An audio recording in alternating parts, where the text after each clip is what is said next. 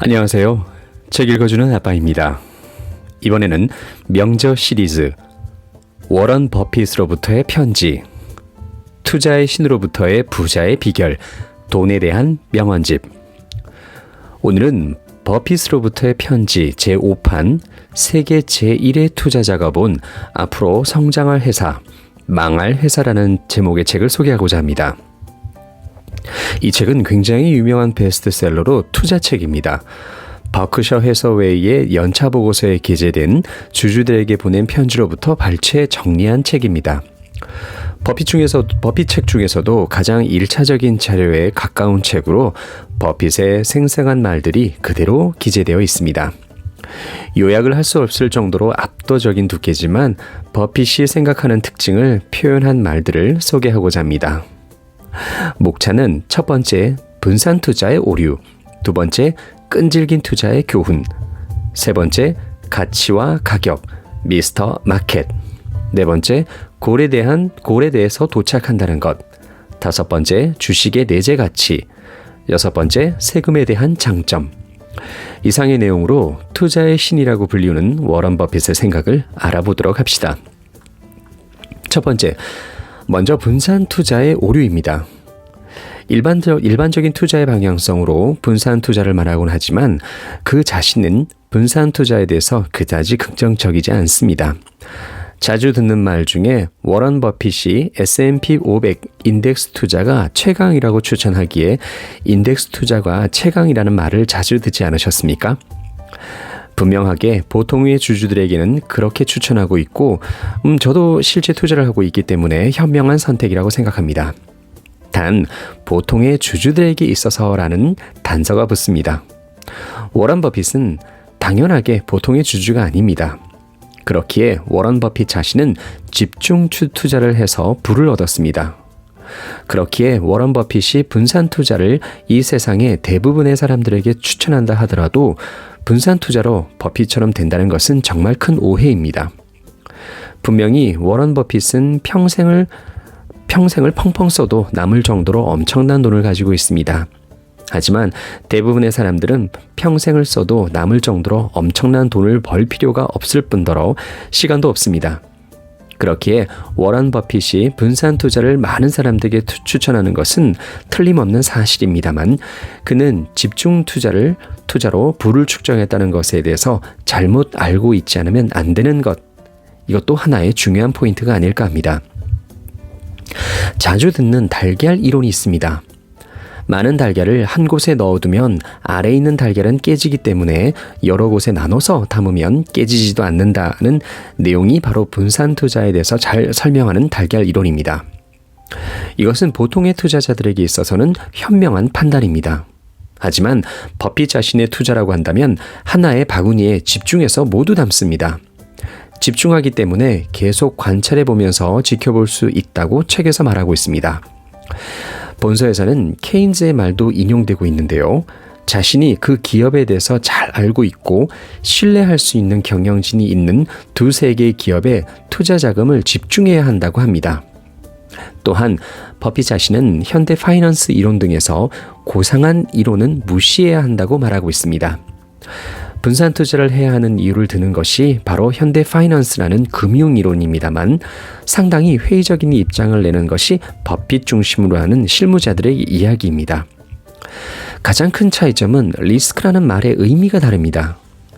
현대 포트폴리오 이론에서는 가격의 폭을 예상 변동률이라고 합니다. 이것을 금융 이론에서는 리스크라고 기본적인 개념으로 가져갑니다만 워런 버핏은 간단하게 리스크라는 말 그대로 손실 또는 손해 가능성이라고 책에서 말합니다. 이 금융이론을 예상 변동률이라고 말하는 것 자체가 멍청하다고까지 표현합니다. 진정한 투자자는 예상 변동률을 환영한다고 하며 예상 변동의 상황에서 기회가 있다고 생각해야지 절호의 기회를 리스크라고 말하면 이해가 불가능하다고 말을 합니다. 분산 투자가 좋다라는 금융 이론은 이런 리스크를 예상 변동률로 생각하는 것이 기본 전제가 되기 때문에 분산 투자에 대한 개념에서 의문이 생긴다고 봅니다. 하지만 현대 금융 이론을 전제로 하는 서비스가 이 세상에는 많이 있고 그것을 전제로 하는 많은 말들이 당연하다고 생각할 정도로 보편화되어 있기 때문에 완전히 어느 쪽을 선택할지에 대해서는 의견이 갈리기도 합니다. 결국 하고 싶은 말은 버핏 자신은 분산 투자가 아닌 집중 투자자라는 것을 말하고 있는 것입니다. 두 번째, 끈질긴 투자의 교훈. 장기간 투자라는 것은 수익력이 점점 더 나빠져도 기회가 오지 않을까 하는 방식으로 주가가 최저일 때 사서 두는 것이라고 말합니다. 워런 버핏도 원래는 이런 방식으로 시작해서 어느 정도 성공을 했습니다. 하지만 지금은 이런 방식은 바보 같은 방법이라고 말하고 있습니다. 왜냐하면 지금까지 수많은 파트너와의 만남으로부터 시작해서 가장 저렴한 주식으로 투자로 인해서 실패 경험을 통해서 결국은 끈질긴 투자가 좋은 방법이 아니다라는 것입니다. 요약하면 어렵게 생각하지 말고 간단한 것부터 하라고 합니다. 즉, 주가가 바닥을 치고 있는 기업이 다시 사업에서 부활하기 위해서는 상당히 어렵다라는 겁니다. 따라서 끈질긴 투자를 하기에는 정말 어렵다는 것인데요. 그것보다 좀 더 승률이 높은 좋은 기업이 해결할 수 있을 정도의 곤란한 상황에 대해서 반드시 극복할 수 있을 정도의 기업이라는 것을 확인하는 것입니다. 주가가 바닥에 있는 기업이 아니라 어느 정도 간단하고 쉽게 위기를 극복할 수 있는 기업에 투자해서 성공하자는 것이 버핏의 생각입니다. 세 번째, 가치와 가격, 미스터 마켓. 증권 분석의 아버지라고 불리우는 벤자민 그레이엄이 만든 개념입니다. 주가와 가치가 다르다는 겁니다. 주가라는 것은 지불하는 대가에 대해서 대가에 불과하다는 겁니다. 가치라는 것은 실제 손에 넣을 수 있는 실태라는 겁니다. 이 두 가지를 함께 봐서는 안 된다는 겁니다. 또 다른 개념인 미스터 마켓이라는 개념은 미스터 마켓이라는 사람이 있다고 한다면 이 사람은 매일 나타나서 가격을 선정하는데 어느 때는 미친 듯이 기쁘다가 어느 때는 갑자기 절망에 빠지는 기복이 상당히 심한 상태를 말하며 이런 상태에서는 주가와 가치의 격차는 점점 더 벌어지게 됩니다. 단 그런 상황에서 투자 기회가 있다는 겁니다. 좀 전에 얘기한 예상 변동률이라는 것에 대해서 일반적으로는 리스크라고 생각하지만 워런 버핏은 이런 상황을 기회라고 보는 겁니다. 본질적인 가치와 주가를 나눠서 생각해 보는 것이라는 겁니다. 네 번째, 골에 도착한다는 것. 워런 버핏의 말에 의하면 우리는 거의 자본 차입을 하지 않습니다. 흥미있는 투자 상대가 있다고 하더라도 밸런스 시트를 상향하는 차입금을 활용하면서까지 투자하지는 않습니다. 그 이유는 많은 주주들의 책임을 생각한다면 자본 차입을 하면서까지 투자를 하지 않는다는 것이 가장 안심할 수 있기 때문입니다. 그 이유는 멍거의 가족도 자기 자산의 대부분을, 저 자신도 자기 자산의 98% 이상을 버크셔 주식이기 때문입니다. 더불어 저의 친척의 대부분, 예를 들어 형제 자매도 자산의 거의 대부분을 버크셔에 투자를 하고 있기 때문입니다. 그렇기에 가족 및 주주들의 소중한 자산을 위험을 자초해 가면서까지 자본 차입을 적극적으로 하지 않는다라는 겁니다. 이것의 의미는 1등으로 골인을 하기 위해서는 먼저 골에 도착하는 것부터 생각하자는 겁니다. 토끼와 거북의 이야기가 이에 해당되지 않을까 합니다. 거북이는 처음부터 1등을 목표로 한 것이 아니라 완주를 하기 위해서였으니까요. 워런 버핏 또한 이런 거북이와 같이 연 20% 이상의 수익을 올리고 있기에 전혀 거북이는 아니지만 비춰서 말을 한다면 거북이와 같은 생각을 가지고 있다라고 할 수 있겠습니다. 천천히 확실하게 부자가 되기 위한 방법이라는 겁니다. 어느 인터뷰에서 왜 다른 사람들은 당신과 같은 투자를 하지 않습니까? 라고 했을 때 그의 답변은 천천히 부자가 되고 싶은 사람이 없었다라고 했습니다. 초심자가 에버리지 ETF로 장기 보유한다란 요즘 세상입니다만 무엇 때문에 이렇게 서두르는지 모르겠습니다.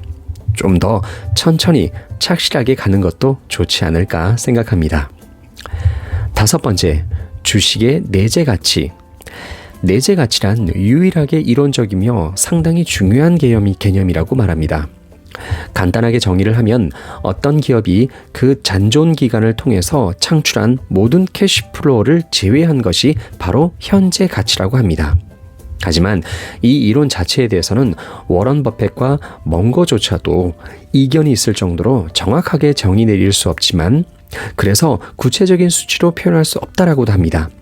하지만 이런 개념을 이용해서 제시는 할 수 있다고 합니다. 이런 근간이 있다는 것 자체가 바로 가치 투자를 주창하는 기준이 되지 않을까 합니다. 이 책에서는 가치 투자자가 성공 투자자로 나누는 것 자체가 무의미하다고 합니다. 본질적으로는 이 두 가지가 연결되는 부분이 있다라고 생각하기 때문입니다. 6번째, 세금에 대한 장점.